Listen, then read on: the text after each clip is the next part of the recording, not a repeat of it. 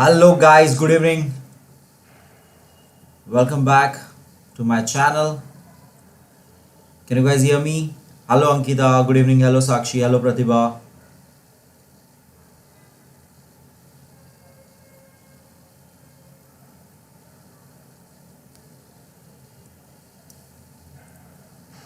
Welcome back. Hello Shrimai. Hello Harshita.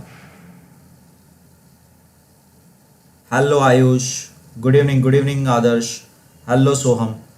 Hi Namrata, good evening. Hello Mahi. Hello Firdos. Okay so we are live now. Welcome back to my channel. आज हम बात करने वाले हैं science to के chapter 1 की बात करने वाले हैं हेरिडिटी एंड इवोल्यूशन। बहुत ही इंटरेस्टिंग चैप्टर, बहुत ही प्यारा सा चैप्टर था। अगर आपने इसका वीडियो देखा है सो आपको पता होगा ये कितना इंपॉर्टेंट चैप्टर था। कम से कम ये 3 मार्क के लिए आ सकता है आपके एग्जाम में, और ऑप्शंस के साथ 5 मार्क के लिए आ सकते हैं ये चैप्टर में से क्वेश्चंस। एंड बहुत ही अच्छे से, बहुत ही डिटेल्ड में मैंने इसको एक्सप्लेन किया था। यानी कि इसके चैप्टर में कुछ ऐसी चीज़ें थी, बहुत टेक्निकल चैप्टर था। हमने डीएनए के बारे में फिर से थोड़ा जाना था। हमने देखा कि आरएनए ये क्या चीज़ है, हेरिडिटी क्या चीज़ होती है, कैसे हमारे अंदर कैसे कोड्स बनते हैं, डीएनए कोड्स फॉर्म होते हैं, अमीनो एसिड्स प्रोटीन्स फॉर्म होते हैं, कैसे वो कोडिंग स्ट्रक्चर होता है, ये सारी चीज़ें हमने देखे थे। हमने 3 तरह के आरएनए की बात की थी यहाँ पे। हमने फिर यही टॉपिक को दूसरा आगे लेते जाते हुए हमने पढ़ा था कि कैसे जो अलग अलग लोग इससे जुड़े हैं उनको नोबेल प्राइज मिल चुके थे, एंड कैसे हमारे बॉडी में कुछ ऐसे ऑर्गन्स, कुछ ऐसी चीज़ें मौजूद है जो आज की तारीख में हमें कोई काम की नहीं है। फॉर एग्जाम्पल हमारा विजडम टूथ जो है वो हमें प्रैक्टिकली अभी काम नहीं आता है। वो हो या ना हो हमें कोई उससे ज़्यादा फर्क नहीं पड़ता है। सो ये सारी बातें हमने देखी थी। फिर हमने देखा था कि इवोल्यूशन क्या होता है। हमने कनेक्ट किया था कि इवोल्यूशन क्या होता है, इवोल्यूशन का पूरा एविडेंस क्या है, यानी किस वजह से, क्या सबूत हमें मिले हैं जिसके वजह से हमने ये एविडेंस यानी कि ये प्रूव कर दिया कि इवोल्यूशन हुआ था। सो ये सारी बातें हमने की थी। मैंने बहुत ही अच्छे से डिटेल में ये पूरा चैप्टर एक्सप्लेन किया हुआ है। होप आपने वीडियो ये बहुत पहले देख लिया है। होप आपको अगर नहीं समझा तो आपने फिर से वीडियो देखा है, एंड आज के लिए आप प्रिपेयर हो। So hello all. बहुत लोग बीच में, यस थैंक यू अंकिता मुझे बताने के लिए। I am audible, I am fine. Pratibha मैं ठीक हूँ, आप कैसे हो? यस चेतन, जेनेटिक कोडिंग के बारे में हमने देखा था। इसके बारे में जेनेटिक कोडिंग का डेफिनेशन, लगता है आपने वीडियो नहीं देखा बेटा। जेनेटिक कोडिंग का डेफिनेशन ऐसा कोई सिंगल वर्ड में मैं आपको नहीं बता सकता हूँ। जेनेटिक कोडिंग पूरा एक कितना बड़ा प्रोसेस है, आपको मैं सजेस्ट करूंगा एक बार जरूर वीडियो देखिए बेटा। मैंने बहुत डिटेल में बताया हुआ है कि कैसे आपके बॉडी के अंदर सेल्स है, सेल्स के अंदर डीएनए है, और वो डीएनए के अंदर जो जीन्स है, जो जेनेटिक कोड की आप बात कर रहे हो, वो कैसे हमारे अंदर आए हैं। ये बहुत लंबा प्रोसेस है बेटा, ये कोई 1-2 लाइन में आपको नहीं बोल सकता अभी। प्लीज एक बार वीडियो देखिए। Thank you so much Firdaus, thank you so much. Hard, yes hard है ये चैप्टर, लेकिन मैंने बेटा बहुत ही सिंपल से बनाया हुआ है। अगर आपने वीडियो देखा तो आपको समझ में आ जाएगा, बिलीव मी, गारंटी है मेरी। So let's start with today's first question.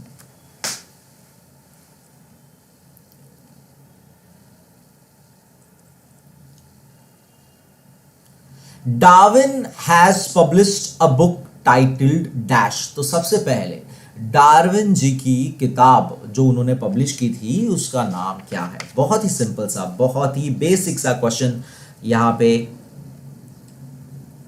Yes of course, अगर आपने पढ़ लिया है, अगर आपने चैप्टर समझ लिया है तो ये सिंपल है, बहुत सिंपल चैप्टर है। बस हार्ड इस तरफ से मैं बोलूंगा कि टेक्निकल वर्ड है। तो टेक्निकल वर्ड से एक बार अगर आपने पार कर लिया उस चीज को, तो आप इससे मतलब बहुत सिंपल चैप्टर हो जाएगा आपको ये। यस कम ऑन, जल्दी फास्ट बताइए। ओके श्रीमय ए बोल रही है, श्रीमय।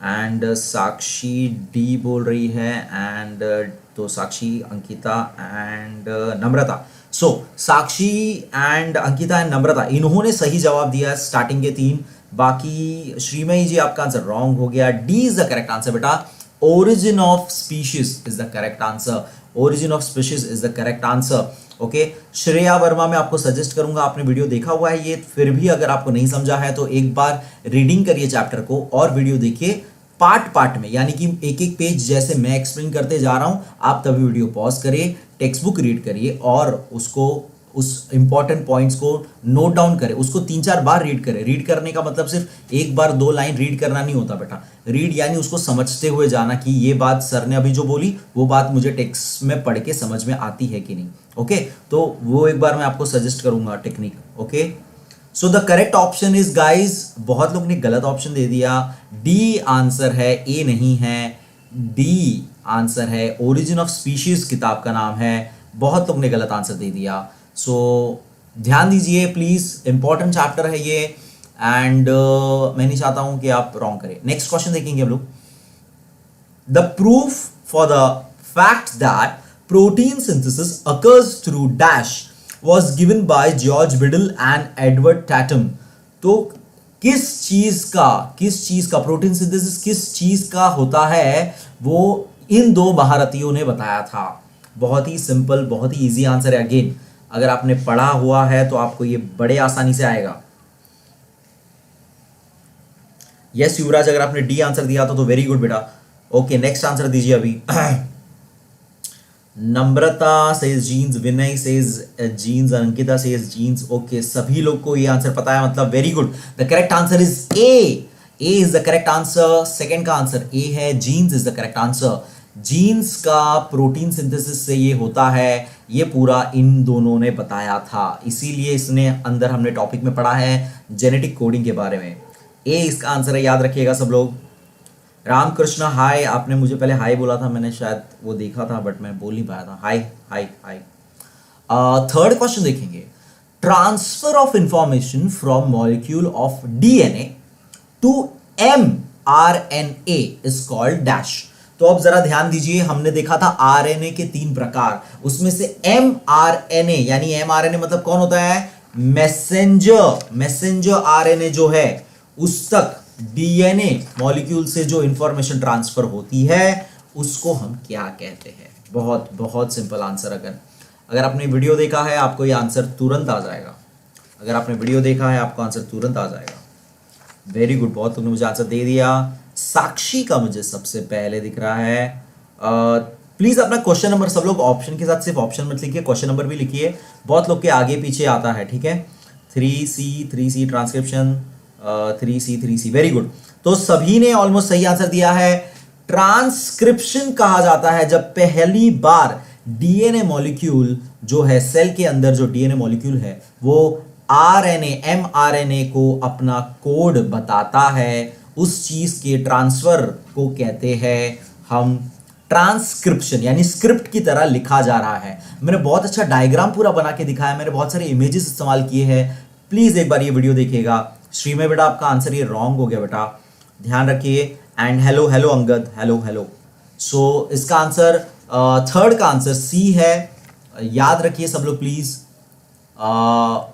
फोर्थ वाला क्वेश्चन देखेंगे, इवोल्यूशन मीन्स डैश। तो इवोल्यूशन का मतलब क्या होता है, इवोल्यूशन का मीनिंग क्या है, हमने देखा था इवोल्यूशन का मीनिंग क्या है। वेरी गुड, मुझे आंसर दिख गया, अंकिता जी ने आंसर दे दिया है। Very good, option A is the correct answer, that is gradual change. Yuvraj, Ankita and Sakshi ने सबसे पहले दिया, नम्रता, श्रीमयी, नेक्स्ट उसके ऋतुजा एंड पायल दुबे भी। Very good, and Pratibha, very good. जो सभी ने ये आंसर सही दिया, इसका सही आंसर है ग्रेजुअल डेवलपमेंट। ग्रेजुअल यानी जो स्लोली धीरे धीरे आपके अंदर जो चेंजेस आते जा रहा है। हमने पूरा ये चैप्टर का वीडियो में देखा था कैसे स्लोली हमारे अंदर चेंजेस आते गया, राइट। उसे ग्रेजुअल, ये वर्ड को क्या कहते हैं, ग्रेजुअल डेवलपमेंट कहते हैं। ओके, नेक्स्ट क्वेश्चन देखेंगे, फिफ्थ क्वेश्चन देखेंगे, vestigial organ dash present in the human body is a proof of evolution। तो हमारे बॉडी में वो कौन सा वेस्टिजियल ऑर्गन है, आपको अब पता होना चाहिए वेस्टिजियल ऑर्गन क्या होता है। आपको पता होना चाहिए वेस्टिजियल ऑर्गन क्या होता है। सो बताइए कौन सा हमारे अंदर, कौन सा हमारे बॉडी में वेस्टिजियल ऑर्गन है जो प्रूफ है इस बात का, ये बात का प्रूफ है कि इवोल्यूशन हो चुका है हमारे अंदर। वेरी गुड, क्या बात है। श्रेया जी जा रहे हो आप? ओके, आई होप बाद में ये वीडियो देखें आप। Okay, Isha ji hello Isha, new student I think. Isha, Yuvraj, Rituja का मुझे सबसे पहले तीनों लोग का दिख रहा है, नम्रता एंड श्रीमय भी, सभी ने सही आंसर फिर से दिया है। अपेंडिक्स यानी कि ऑप्शन बी, अपेंडिक्स जो होता है वो प्रूफ है कि हमारा इवोल्यूशन हुआ था, क्योंकि अपेंडिक्स का एज अ ह्यूमन हमें कोई काम नहीं होता है, लेकिन वो दूसरे एनिमल्स में उन्हें काम आता है, दूसरे एनिमल्स में वो काम आता है, उनको डाइजेशन में हेल्प करता है, फाइबर वगैरह को डाइजेस्ट करने में हेल्प करता है। ओके, याद रखिएगा। ये क्या सेकंड बेटा, माही बेटा सेकंड नंबर पे देखो कैसा है ना, सबका नेटवर्क अलग है। ओके, और कैसा है ना, मुझे लाइव मतलब ये इनका जो भी नेटवर्क कैसे चलता है आई डोंट नो, मुझे जो पहला 3 नाम दिखता है ना मैं जनरली वो बोलता हूँ, ठीक है। सो डोंट, ऐसा मत ये करो कि आपको आपके इसमें आपका सेकंड दिख रहा होगा, don't worry about that. Important thing is सही आंसर देते जाओ खाली, ठीक है बेटा। चलिए नेक्स्ट क्वेश्चन देखेंगे, फिर भी मैं ट्राई करता हूँ सभी के नाम बोलता हूँ कि नहीं। So don't get into that first second, हमें राइट आंसर देना है। The age of materials determined are published in the journal name dash. तो जो मटेरियल्स की एज है ये हमने देखा था यहाँ पर कि हमने कार्बन डेटिंग मेथड देखा था, तो ये सब कौन से जर्नल के अंदर आता है? Hello Isha, welcome to the channel, new student. Yes, thank you so much Isha. Hi Sujal, hi Sujal. Jainam ji bye बोल रहे हैं। जैनम जी आपने आंसर नहीं दिया, एक भी जा रहे हो आप तो उससे ना जाओ। Okay, option hello Keshav, option C आ रहा है, ऑप्शन अंगद जी 5th का आंसर पहले दे रहे मुझे, और 5th का ए नहीं था बेटा, आपने क्वेश्चन रॉन्ग लिखा है क्या? एंड हाँ, ऋतुजा इज रोहित, मुझे याद आया। ओके, रोहित बड़ा बुरा मान जाते हो यार, आपकी मम्मी का नाम ही होगा ना, be proud. Okay, 6th 7th number क्यों लिखा है आपने? क्वेश्चन नंबर सही लिखिए। सो 6th का आंसर सी है, रेडियो कार्बन। मैंने आपको एक तरह से हिंट दे दिया था कि कार्बन डेटिंग मेथड इस्तेमाल किया था, रेडियो कार्बन नाम की जर्नल है, इसके अंदर ये चीज होती है। ओके, सो मैक्सिमम लोग ने सही आंसर दिया, कुछ लोग ने क्वेश्चन थोड़ा सा रॉन्ग लिख दिया, ध्यान दीजिए। नेक्स्ट क्वेश्चन देखेंगे, 7th क्वेश्चन देखेंगे। The causality behind sudden changes was understood due to dash principle of Hugo Duris। तो जो चेंजेस आ रहे हैं, सडन चेंजेस आते जा रहे हैं, इसके पीछे का ये प्रिंसिपल, ये चीज ह्यूगो जी ने दिया था। सो ये क्या था, वो कौन सा प्रिंसिपल था, किस चीज की हम बात कर रहे हैं यहाँ पे? बहुत ही सिंपल आंसर एक्चुअली, ऑप्शंस देखेंगे तो बहुत ही इजीली आपको समझ में आ जाएगा। आयुष कह रहे हैं सॉरी कल मेरा मैथ्स 1 है। ओके, कोई बात नहीं, all the best Ayush for your maths 1 paper, and बाद में रिवीजन देख लेना ये।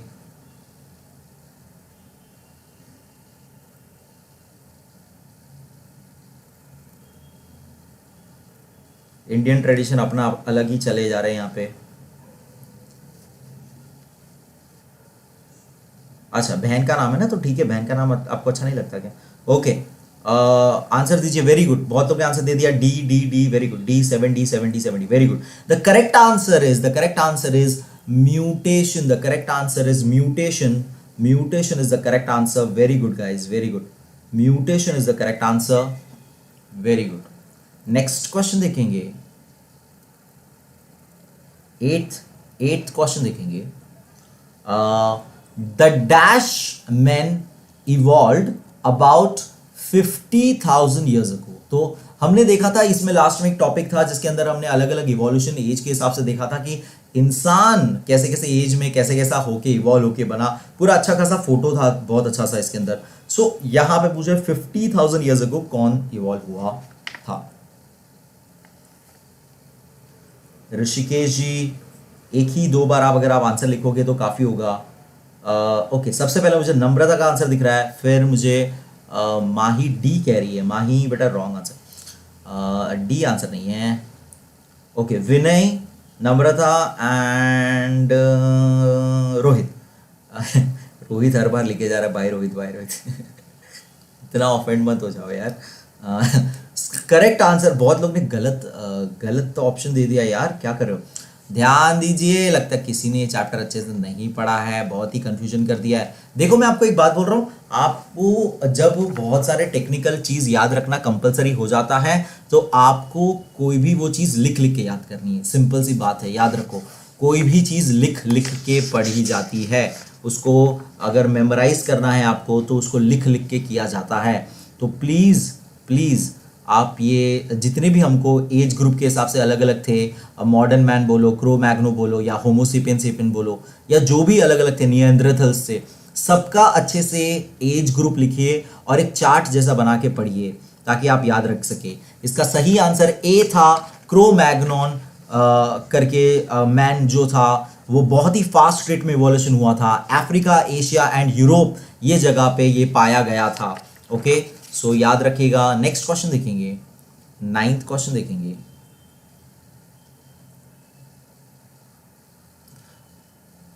About 10,000 years ago dash started to practice agriculture. तो अब एकदम सिंपल, किसने 10,000 साल पहले एग्रीकल्चर प्रैक्टिस करना चालू कर दिया? बहुत ही इजी आंसर है ये। इसका हमने टेक्निकल नाम नहीं लिखा है, इसका हमने जो कॉमन नाम है वो लिखा हुआ है। युवराज जी, आपने मेरा मेथड फॉलो किया है, वेरी गुड बेटा। हर्षिता जी, जीन किसका आंसर दे रही है? मेरा नाम है कृष्ण वाडेकर। लास्ट में आपको देखने मिलेगा नाम।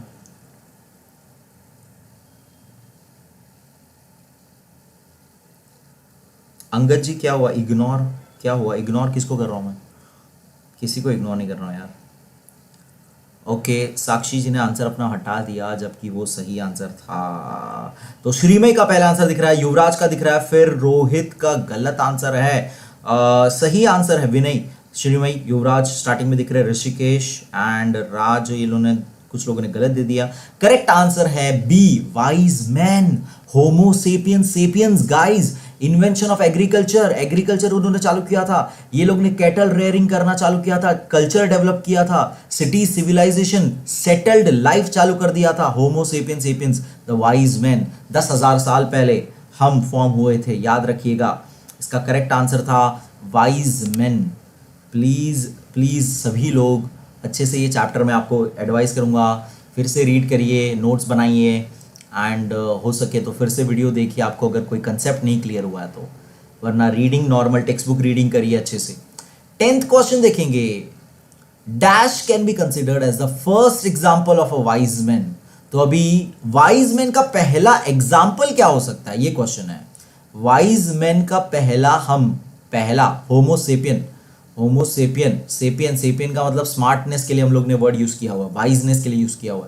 तो किसको हम कंसिडर कर सकते हैं पहला, बताइए? बहुत सिंपल आंसर है अगेन,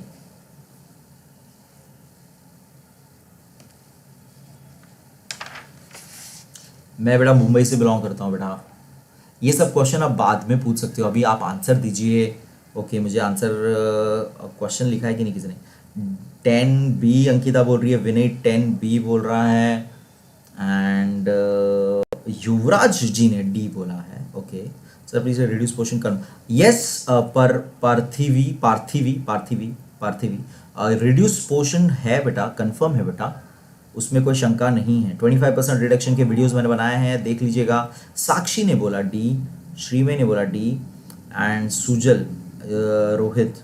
ओके, तो बहुत लोग ने फिर से रॉन्ग आंसर दिया। करेक्ट आंसर है D guys, D is the correct answer.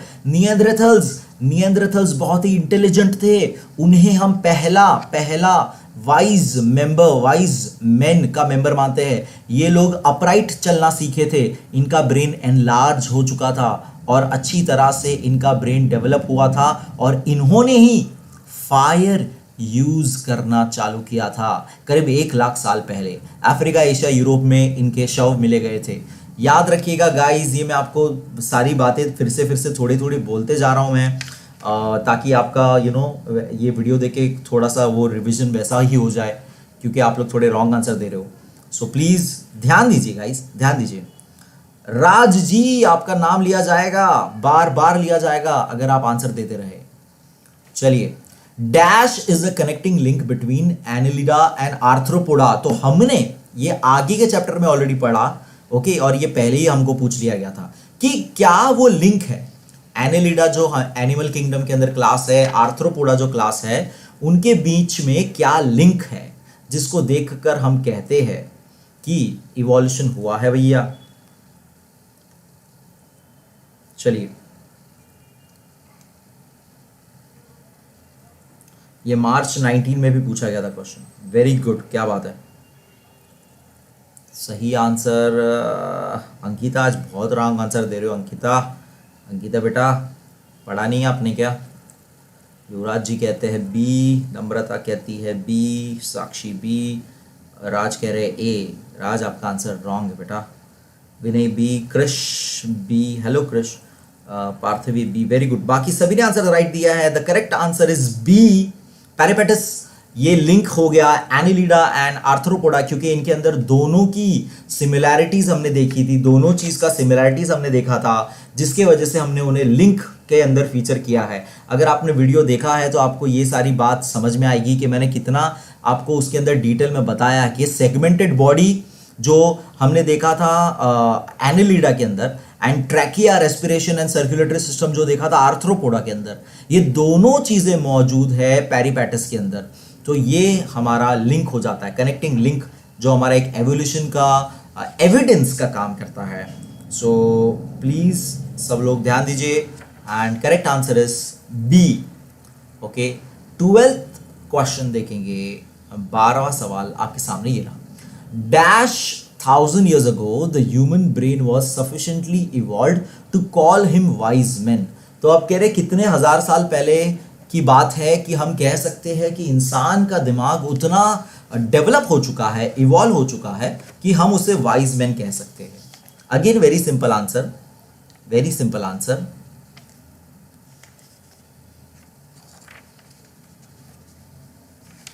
Study क्यों नहीं किया बेटा? पहला चैप्टर है, बहुत इंपॉर्टेंट चैप्टर है, जल्दी से स्टडी करके खत्म करो अभी इसको, ठीक है?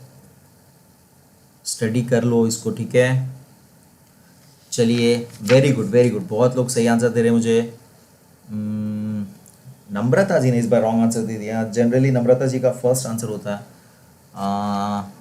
करेक्ट आंसर जो कि बहुत लोग दे रहे हैं, that is a, 50,000 years ago। 50,000 years ago is the correct answer. 50,000 years ago is the correct answer, याद रखिएगा, 50,000 years ago। Okay, very good. Next देखेंगे 13th क्वेश्चन।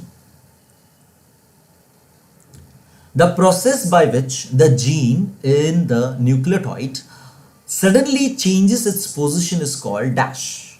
तो ये कौन से प्रोसेस का नाम है? ये कौन से प्रोसेस का मैंने यहां पर डेफिनेशन लिखा है, आपको बताना है। Again very important and very simple. अगर आपने आरएनए वाला टॉपिक जो है चैप्टर के अंदर अच्छे से पढ़ा है या मेरा वीडियो देखा है, तो आपको ये आंसर बड़े आसानी से आ जाएगा कि इसे क्या कहते हैं। देखिए, चेंज हो गया, पोजीशन चेंज हो गया, तो ये चीज कहां हो गई थी?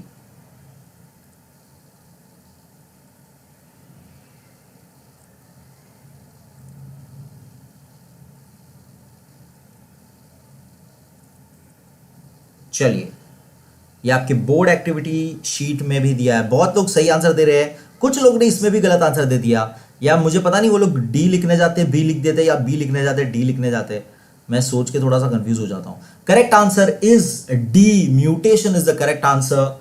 D, mutation is the correct answer. Mutation is the correct answer. So इसी को म्यूटेशन कहते हैं, जो चेंजेस आ जाते हैं ना पूरी तरह से बॉडी में। जैसे कि अचानक से ब्लैक हेयर आ रहे थे सबके, अचानक से रेड हेयर आ गया किसी का बीच में। तो जितने भी, आपको पता है, ये इंटरेस्टिंग बात मैं आपको बताना चाहूंगा, जितने भी रेड हेड वाले लोग होते हैं, लाल बाल वाले लोग जितने होते हैं ना, उनका अगर ट्रेसेस किया जाए तो उनका सबसे पहले कोई एक पर्सन होगा जिसका लाल बाल हुआ रहेगा, और वो सारे के अंदर एक कॉमन जीन आपको मिलेगा। Okay, isn't that an amazing thing? Purvesh ji, एक ही बार आंसर देना है, मैक्सिमम 2 बार आंसर देना है। आप बार बार दे रहे हो, उसमें कोई सेंस नहीं बनता है। थैंक यू युवराज, आपने फ्रेंड्स को सजेस्ट करने के लिए। नेक्स्ट क्वेश्चन देखेंगे, 14th question. Dash is not the vestigial organ in the human body. तो क्या नहीं है, वेस्टिजियल ऑर्गन क्या नहीं है बोल रहा हूं मैं, क्या नहीं है। Okay, hello Ajay, hello Ajay, hello Lalita, organ नहीं है मैं बोल रहा हूं, ध्यान दीजिए। वेस्टिजियल ऑर्गन सबको पता है क्या है, वो ऑर्गन्स जो हमें हमारे बॉडी में मौजूद है लेकिन हमारे काम के नहीं रहे, यूजलेस हो चुके हैं। तो कौन सा वो ऑप्शन में से है? वेरी गुड, क्या बात है। नम्रता का मुझे सबसे पहले आंसर दिख रहा है, नम्रता का आंसर सबसे पहले दिख रहा है। पायल हमने ऊपर ही अभी डिस्कस किया था बेटा, पायल ऊपर ही अपने अपेंडिक्स को वेस्टिजियल ऑर्गन ऑलरेडी बोला था, आपने फिर ये कैसे कहा? ध्यान दीजिए, ध्यान दीजिए, ध्यान दीजिए, और अपनी मिस्टेक याद रखिए खुद से, ठीक है? अपनी मिस्टेक खुद ही याद रखिए, क्या रॉन्ग कर रहे हो। और रॉन्ग करना बुरा नहीं है, याद रखो मेरी बात बच्चों, रॉन्ग करना बुरी बात नहीं है, लेकिन वो गलती आपने की, उससे अगर आप नहीं सुधरे, अगर आपने अपने आप को करेक्ट नहीं किया, अपनी मिस्टेक याद रख के उससे कोई लेसन नहीं लिया, तो बुरी बात है। ओके, गलती करना बुरी बात नहीं है, ठीक है?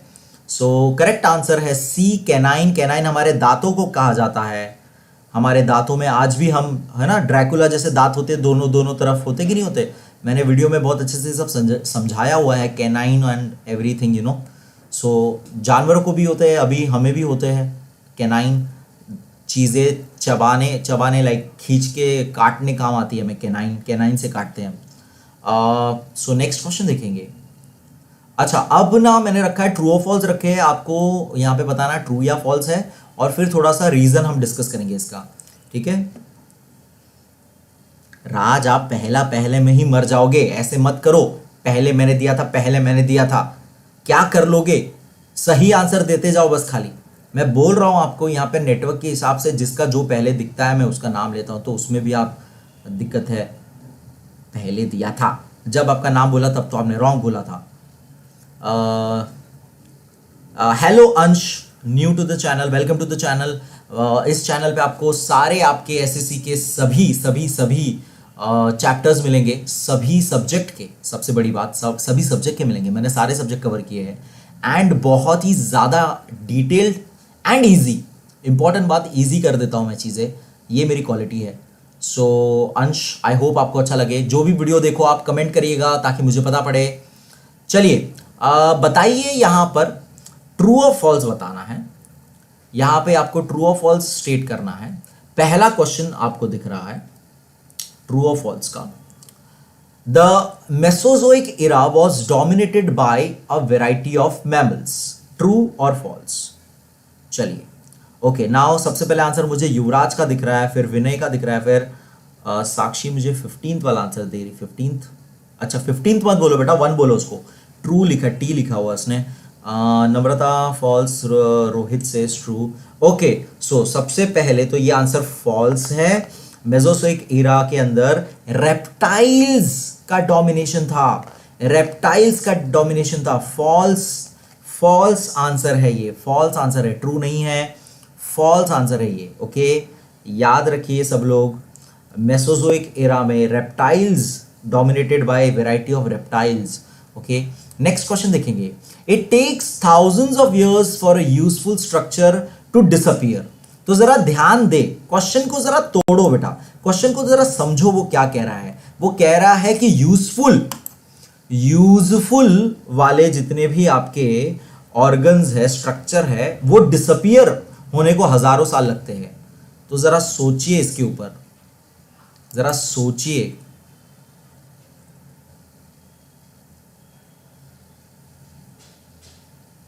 कम ऑन, सेकेंड क्वेश्चन का आंसर दीजिए एंड प्लीज क्वेश्चन नंबर लिखिए, सिर्फ ट्रू फॉल्स मत बोलिए, क्योंकि आधे मुझे ऐसा लग रहा है पहले के लोग आंसर पहले कर रहे हैं या अभी कर रहे हैं, I don't know. So please question number लिख दीजिए यार, please please please question number लिख दीजिए, ताकि फिर मैं आपका ही वो रॉन्ग ना बोलूँ, आपको फिर काफी सबको बड़ा हट हो जाता है, मैं रॉन्ग आपको बोल देता हूँ तो। ओके, सबसे पहले आंसर है इसका फॉल्स, क्योंकि जरा सोचो, कॉमन सेंस है यार, अगर यूजफुल होगा तो वो डिसअपियर ही क्यों होगा, वो तो और इवॉल्व हो जाएगा ना। समझे कि नहीं समझे? वो तो यूजफुल है ना, तो डिसअपियर ही नहीं करेगी बॉडी। जो हमारा यूजफुल नहीं होता है, फंक्शनलेस होता है, वो हमारा बॉडी जो है धीरे धीरे हमारे बॉडी में से डिसअपियर हो सकता है। ओके, सो इसका सेकंड का आंसर भी फॉल्स है, सेकंड का आंसर भी फॉल्स है। याद रखिए सब लोग, बार बार मैं कह रहा हूं फॉल्स आंसर है। बहुत लोग ने ट्रू भी लिखा था। ओके, थर्ड क्वेश्चन देखेंगे। Each species grows in specific geographical conditions and has specific food habit and reproductive ability and period. तो ये क्या बात सच है?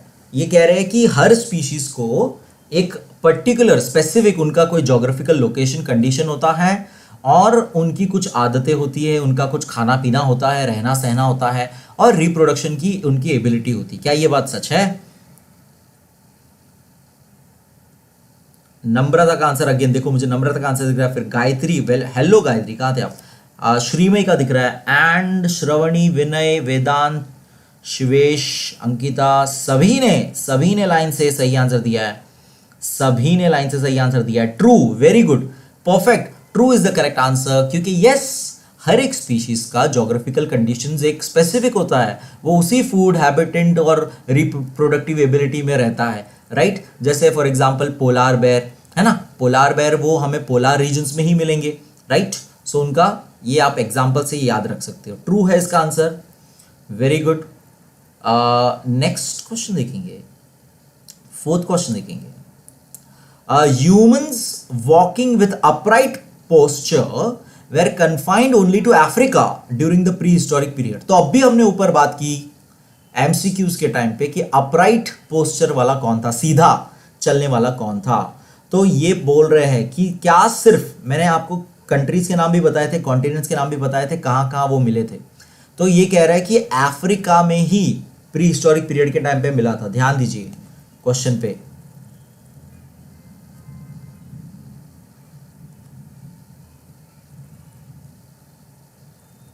वेरी गुड, बहुत सिंपल आंसर है। अभी हमने ऊपर ही बात की थी, ये तो आपको आना चाहिए था।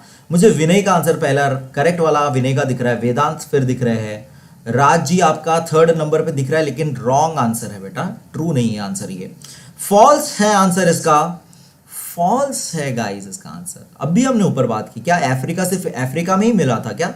कन्फाइंड टू अफ्रीका मतलब ओनली अफ्रीका में ही हमको मिले थे क्या? नहीं, अफ्रीका, चाइना, एशियन कॉन्टिनेंट्स, ये हर जगह पे मिले थे, हर जगह पे मिले थे।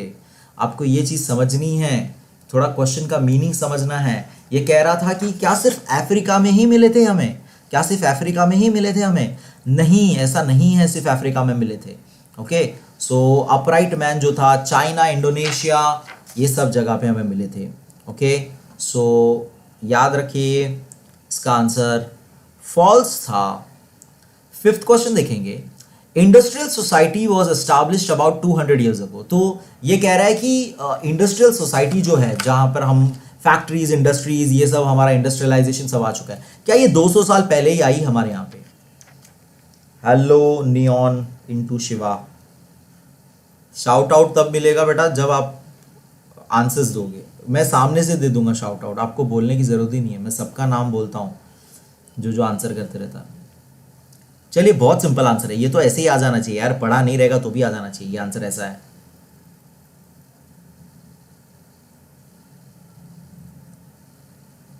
वेरी गुड, बहुत सिंपल सा आंसर है, बहुत सिंपल सा आंसर है। True is the correct answer, true is the correct answer, very good guys, true answer है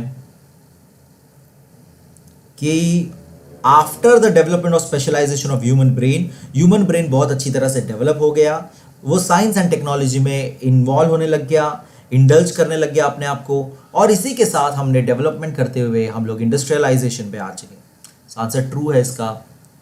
सिक्स्थ क्वेश्चन है, doctor Hargobind Khorana was awarded the Nobel prize for his invention and publication in the journal radio carbon. तो ये कह रहे हैं कि doctor Hargovind जी को हमने नोबेल प्राइज दिया था इन्वेंशन के लिए, और उनका जर्नल जो हमने ऊपर देखा, जर्नल रेडियो कार्बन, जिसमें अलग अलग मटेरियल्स का एज लिखा जाता था, उसके अंदर इनका नाम आता था, इसके अंदर उसका मेंशन होता था, पब्लिकेशंस आते थे। तो क्या ये बात सच है कि फॉल्स है? Very good guys, very good, बहुत लोग ने सही इस बार आंसर दे दिया। फॉल्स आंसर है, फॉल्स आंसर है इसका, फॉल्स आंसर है इसका। Willard Libby, yes very good, बहुत लोग ने सही आंसर नाम भी लिखा। विलार्ड लिबी जी को मिला गया था नोबेल प्राइज, और उनका पब्लिकेशंस हुआ था इस जर्नल में जिसका नाम है रेडियो कार्बन। ओके, और आपको पता है हरगोविंद जी को भी नोबेल प्राइज मिला था। किस चीज के लिए मिला था, कौन बताएगा मुझे? उस गोना टेल मी। मैं एक अलग से एक क्वेश्चन पूछ रहा हूं, यहां पे लिखा नहीं है, मैं आपको पूछ रहा हूं हरगोविंद जी को किस चीज के लिए नोबेल प्राइज मिला था? क्या बात है, पार्थिवी जी ने देखो आंसर दे दिया, क्या बात है।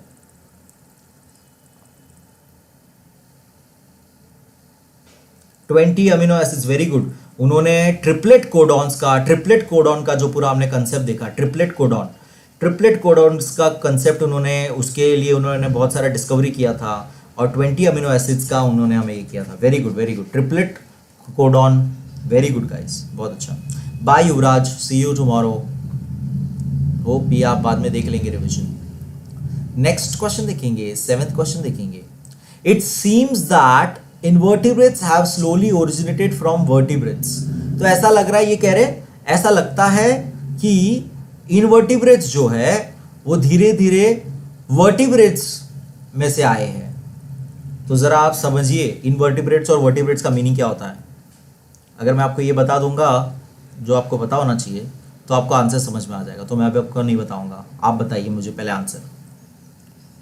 ये कह रहा है कि इनवर्टिब्रेट के अंदर से, कि वर्टिब्रेट के अंदर से, ये बस जरा सोचिए। मैं आपको हिंट देता हूं, बैकबोन वाला और विदाउट बैकबोन वाला, कौन किस में से इवॉल्व हुआ रहेगा? वेरी गुड, बहुत लोग ने सही आंसर दे दिया मुझे, लेकिन कुछ लोग ने अगेन पता नहीं क्यों गलत आंसर दिया हुआ है। बहुत सिंपल सा आंसर था ये, फॉल्स है बाबा। हमने पूरा चैप्टर पढ़ा है एनिमल किंगडम के अंदर भी, ये सारी बात मैंने बोली थी आप लोगों को कि vertebrates have been slowly originated from the invertebrates. उल्टा नहीं है उसका, यहाँ पे उल्टा लिखा हुआ है, फॉल्स आंसर है ये।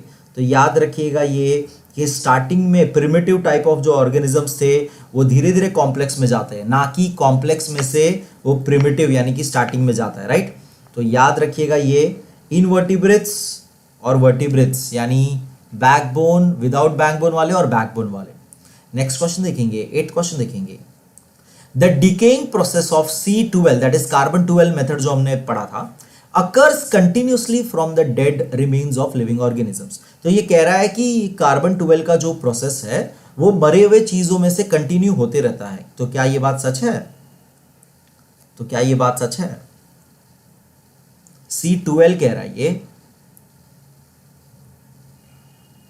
कार्बन 12। राज आपका पहला आंसर दिख गया मुझे, लेकिन मैं आपको एक बात बोलूंगा फिर आपको बुरा ना लग जाए, गलत आंसर है आपका बेटा।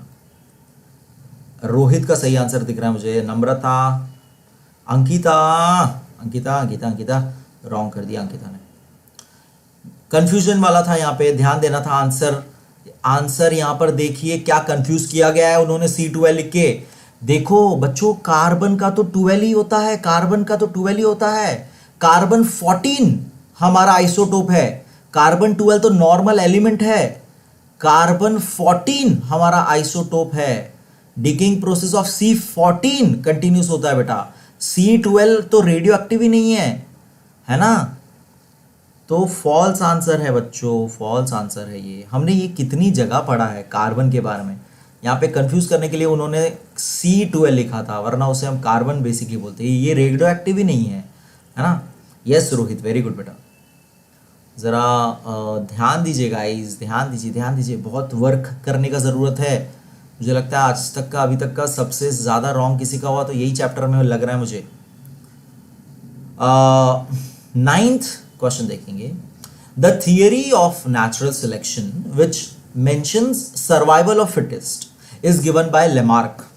तो ये कह रहे हैं कि जो नेचुरल सिलेक्शन जो थियरी, उसके अंदर उन्होंने बात की थी सर्वाइवल ऑफ द फिटेस्ट की, तो ये लमार्क जी ने दी थी इस थियरी। क्या ये बात सच है?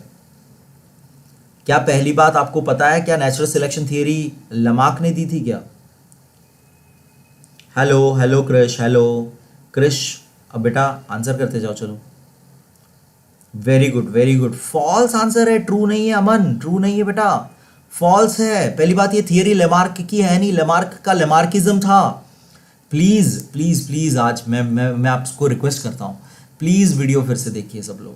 आपने देखा है तो फिर से देखिए, साथ में वीडियो एक चैप्टर का, एक चैप्टर नहीं, आई मीन टू से एक पेज जैसे जैसे होते जाता है, एक टॉपिक खत्म होता है, तब पॉज करें वीडियो को, रीड करे, तब रीड करे, तभी के तभी रीड करिए अपने टेक्स्ट बुक में, तो ही ऐसा डिफिकल्ट चैप्टर आपको समझेगा और याद रहेगा। डार्विन का था, theory of natural selection, survival fittest, given by Darwin guys, Darwin. चलो 10th वाला जो कि लास्ट है, changes acquired during lifetime are transferred to the next generation. आप कह रहे हैं कि जो आपके लाइफ टाइम में आपके अंदर जो चेंजेस आते हैं अलग अलग, आप जो एक्वायर करते हो, ये आपके नेक्स्ट जनरेशन में कैरी फॉरवर्ड होता है। बहुत ही सिंपल सा आंसर है, बहुत ही ज़्यादा सिंपल सा आंसर है। ये कह रहा है कि मैं अपने लाइफ टाइम में जो चीज़ें करता हूँ वो मेरे नेक्स्ट जनरेशन में जाएगा। ज़रा सोचिए इसके ऊपर, ज़रा सोचिए, ये इसको ज़रा समझिए। सीधी सी बात है, फॉल्स आंसर है यार। मैं अगर कोई चीज़, मेरा जो कोई टैलेंट डेवलप करता हूँ, स्किल डेवलप करता हूँ, वो मेरे बच्चे में डायरेक्ट नहीं आ जाएगा। वो changes direct acquire, life time वाला चीज़ हेरिडिटी नहीं है, जेनेटिक कोड ही जाएगा, सिर्फ जेनेटिक कोड ही जाएगा। चेंजेस आते हैं वो हेरिटेबल नहीं होते हैं, याद रखिए। तो नेक्स्ट जनरेशन में ट्रांसफ़र नहीं होंगे, खाली जेनेटिक चीज़ें ट्रांसफ़र होती है, जेनेटिक चीज़ें ट्रांसफ़र होती है। ओके, फॉल्स है इसका आंसर। सो आई होप आपको भले देखो रॉन्ग गया तो इसका मतलब ये नहीं कि आपको ये हो, मज़ा आया होगा, मज़ा आना चाहिए, क्योंकि रॉन्ग होगा तो इसका मतलब आप कुछ सीखे ना। वरना अगर हमेशा सही आंसर देते रहोगे तो इसका मतलब तो एकदम ओवर कॉन्फिडेंट हो जाओगे यार कि अरे हमको तो सब आता है, कुछ ज़रूरत ही नहीं है पढ़ने की, है ना। तो कभी कभार रॉन्ग भी होना चाहिए। तो मुझे लगता है आज के साइंस 2 के पहले चैप्टर ने सबको हिला दिया होगा और थोड़े से आपके होश उड़ा दिए रहेंगे और आपको बोला होगा कि भाई अभी भी पढ़ना बाकी है, अभी भी मेहनत करनी बाकी है।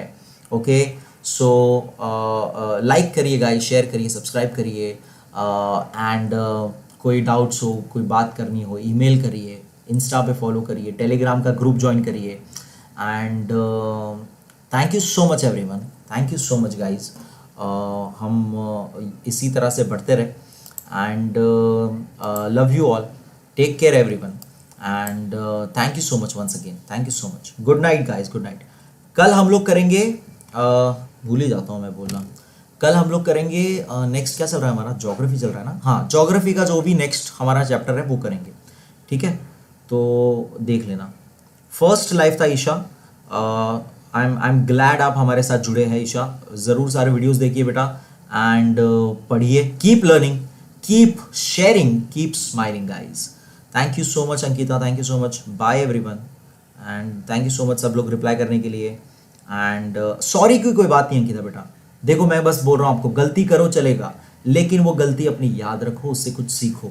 Okay, I am hoping total कितने क्वेश्चन थे, 25 आसपास थे शायद से, 24-25 थे शायद से। तो आई एम होपिंग कि कम से कम आपका सबका 18 या 20 अप आया होगा करके। सो आई होप दैट। सो अपना ध्यान रखिए, एंड ईमेल आईडी वगैरह आपने देखा, ये स्क्रीन पे मैंने लगाया था अभी। So thank you so much, bye everyone, ending the stream now guys.